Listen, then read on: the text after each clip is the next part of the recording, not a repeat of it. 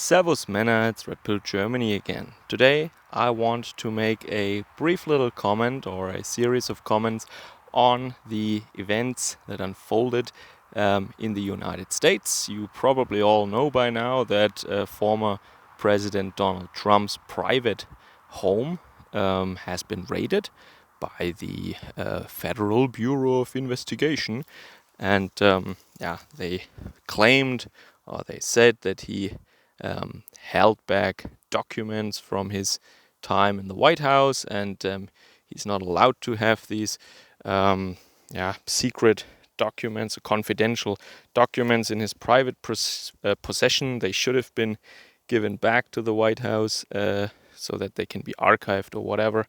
But as we say in Germany, es hat ein bisschen Geschmäckle. Yeah, it looks like that this is not the actual reason. I think, they usually, when they do that, these government agencies, they're going fishing. Yeah, that's what they do in Germany. That's what they do in other European countries. They're going fishing. Once they're in your home and they search your house, they're just looking for other stuff that can incriminate you, that they can pass on to your political enemy in order to use it against you, of course. Nice brambles, blackberries here in the forest. This is the usual thing. And so the only special thing is now, to my knowledge at least, that it affects now, or it has been done, or that treatment has been given to a former president who might be up for election once again in 2024. And as many pointed out, maybe the investigation is also there in order to, ban him or bar him from running again for public office. If he's convicted of these crimes or these wrongdoings, then that could be in the cards for him. And that is, of course, dividing the country now even more. As you can imagine, his followers see that, of course, as an act of oppression, intimidation, and state bullying. I heard stories before that the IRS, the Internal Revenue Service in the US, so for tax collection purposes, that is selectively being used against conservatives or Republicans or something like that. That is something I've heard, and that would be just now another step to escalate this treatment that certain people in the US are getting. So as an outside observer, as a European, as a German, I can just say once again, here many activists, many people are being treated like that. I had a discussion, not a discussion, but we were in the comment section under one of my videos. People were, including me, trying to find names for these police forces. Is it a secret police, a Geheimpolizei, or some other historical German names were used? But we also have a Bundespolizei. But the group in Germany that is mostly used against the more patriotic camp in Germany politically, that is the Verfassungsschutz, Bundesamt für Verfassungsschutz, and that is not the Bundespolizei, but it is also a federal office, and it literally means Constitution protection, Verfassungsschutz, and then the joke is, it's an office or a federal agency that's whose mission it is to protect the ruling class from the Constitution.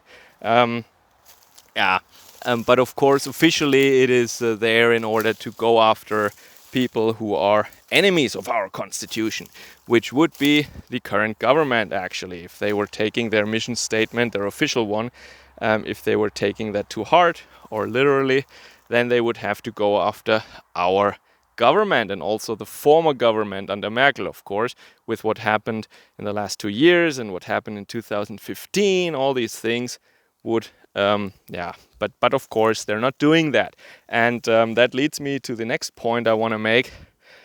yeah, I'm really sick and tired of it. I can't hear it anymore. And that is this. I mean, I understand why they're doing that, because it creates clicks and it creates views and income.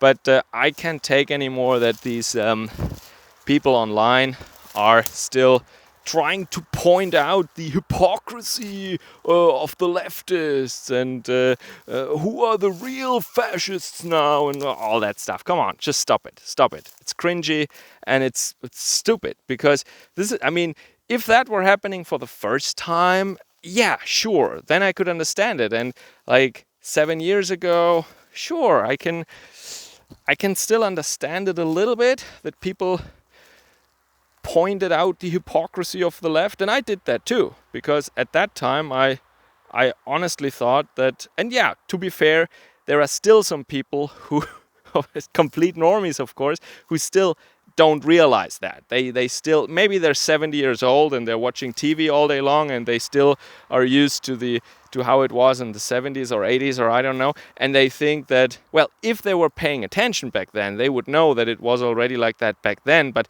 public opinion didn't really catch on to it. So what I'm trying to say is, of course, there are some people who still think that we have a more or less impartial, but only in practice not so perfect system, and yeah, if you're getting a free or you're getting a fair trial, and you can just trust into the institutions, and if you have nothing to hide, then nothing can happen to you, and truth will prevail and all that stuff. Yeah, so people who think that all these unfortunate cases are just due to some practical imperfections in the system, and not that our constitutions are being used against us right now. And the other side, they know it, they know that we know it, and they don't care.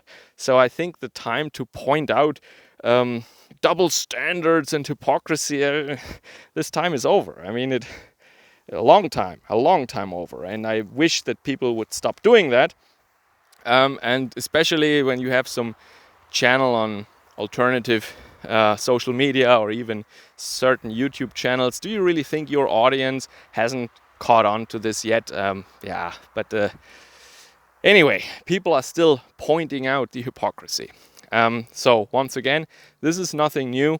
In Germany, for example, or also in Austria, there are groups and individuals that are just attacked constantly by some DA or prosecutor's office, and nothing really sticks because they cannot prove the allegations. And that means we still have some space for more escalation, which means that at some point they will just forge some evidence. They will plant things on them, and they will probably try to use maybe bribed witnesses or something like that. But so far, these trials were always unsuccessful. That means the strategy so far is then that you kind of you have these activists or these groups, patriotic groups, and you kind of bind their energy in these cases. Yeah, they need to defend themselves. They need to pay the legal fees.